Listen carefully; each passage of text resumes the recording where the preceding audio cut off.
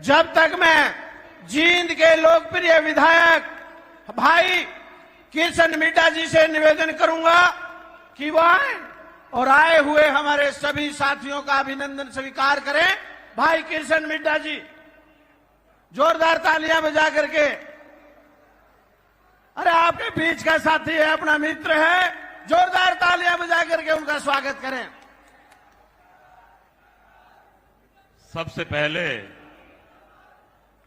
तो मैं आभार व्यक्त करता हूं हमारे प्रांत के माननीय मुख्यमंत्री जी का, जिनकी मुस्कुराहट के सभी कायल हैं और विपक्ष उनकी मुस्कुराहट से परेशान है। मेरे पिताजी अक्सर कहा करते थे कि इंसान के पास मोबाइल हो या ना हो, लेकिन चेहरे पे स्माइल होनी चाहिए। ये बात हमारे प्रदेश के माननीय मुख्यमंत्री जी पर साबित होती है। वहीं मेरी मां के नगरी से आए, त्रिपुरा सुंदरी की नगरी से आए पूर्व में मुख्यमंत्री और हाल में सांसद माननीय विप्लव देव जी, अध्यक्ष मोहनलाल बडोली जी, वे आए हुए सभी सांसद, विधायकगण व सम्मानित मंच, वे आए हुए सभी मेरे बुजुर्गों, नौजवान साथियों, गंगा गौरी गायत्री तुल्य मेरी मातृशक्ति, आप सबका यहां पहुंचने पर मैं बहुत बहुत स्वागत करता हूं, बहुत बहुत अभिनंदन करता हूं।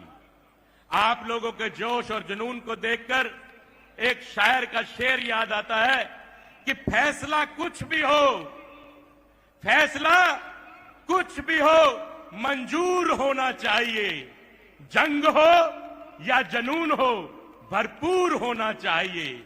आज आपके जोश को देखकर, आपके जुनून को देखकर ये तो तय है कि तीसरी बार भारतीय जनता पार्टी सरकार बनाने जा रही है, ये बिल्कुल तय होता है। वहीं पर जब से हरियाणा बना 1966 से, जींद पहले 7 जिलों में आता था। बहुत सी पार्टियां आई जिन्होंने हरियाणा पर राज किया, लेकिन जींद के साथ हमेशा सौतेला व्यवहार किया गया।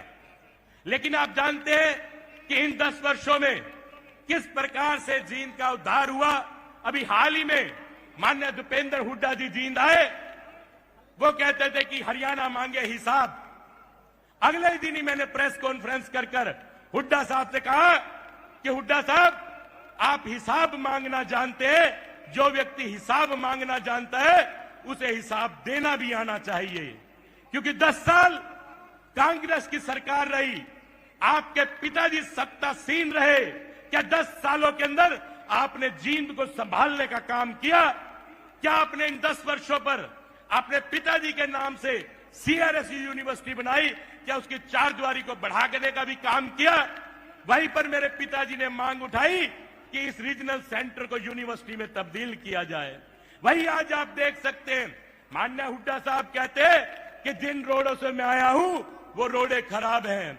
मैं पूछना चाहता हूं भूपेंद्र हुड्डा जी से, क्या जिन रोड से चलकर आप DRDA से चलकर वाल्मीकि चौक तक पहुंचे, क्या कहीं आपके पांव में मोच आई? क्या आपके पांव में कोई तकलीफ हुई? इतनी बढ़िया सीसी की, सीमेंट की सड़कें, ब्लैक टॉप की सड़कें आज जींद के अंदर है। जहां पर यह कार्यक्रम हो रहा है, कुछ ही दूरी पर भारतीय जनता पार्टी की सरकार में मेडिकल कॉलेज बनने जा रहा है, जो 18 से 19 मंजिल बिल्डिंग आप लोगों के सामने बनकर तैयार हो रही है।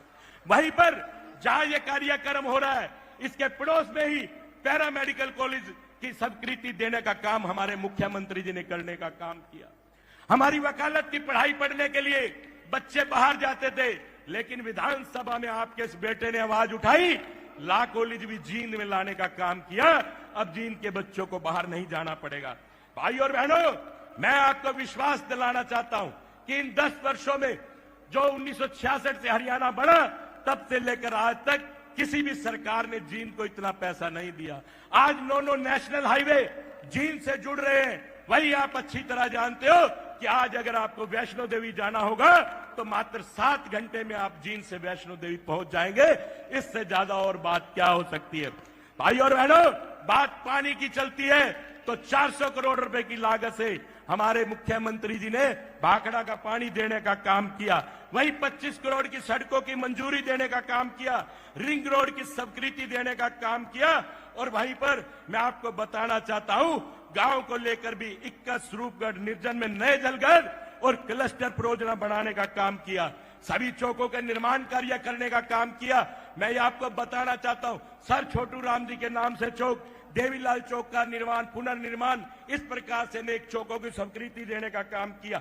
समय की कमी है भाइयों, मैं आपको यह बताना चाहता हूं कि राजनीति के मायने अगर किसी ने बदले तो भारतीय जनता पार्टी ने राजनीति के मायने बदलने का काम किया। हमारे देश के प्रधानमंत्री ने राजनीति बदलने का काम किया। हमारे प्रांत के माननीय मुख्यमंत्री नायब सैनी जी ने, मनोहर लाल जी ने राजनीति के मायने बदलने का काम किया। भाइयों, जब राजा हरिश्चंद्र ने सत्ता संभाली तो वो सत्य बन गई। जब भगवान राम ने यही राजनीति संभाली तो मर्यादा बन गई। यही राजनीति जब भगवान कृष्ण ने संभाली तो वो योग बन गई। यही राजनीति मोदी साहब, मनोहर जी ने और नायब सैनी जी ने संभाली तो विकास बन गई। भाइयों, इससे ज्यादा और आपको क्या कहना चाहूंगा।